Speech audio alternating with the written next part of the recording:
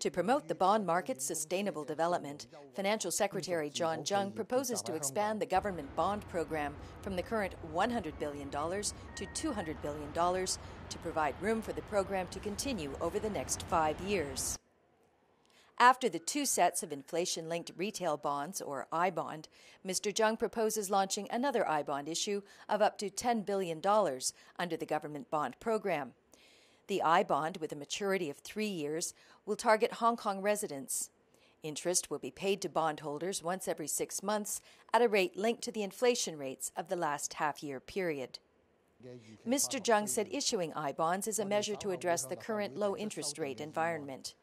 It is a non-recurrent measure. In the long run, the government will not confine bond issuance to a particular bond type.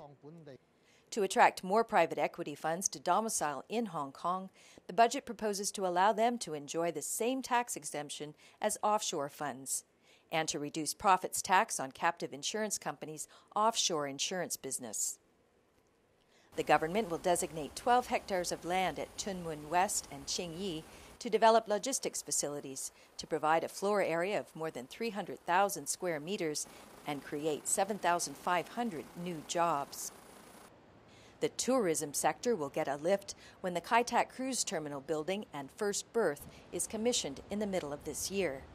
It is also estimated that about 10,000 new hotel rooms will be provided this year and next. The government will offer a $2.3 billion loan to Ocean Park to build an all-weather water world.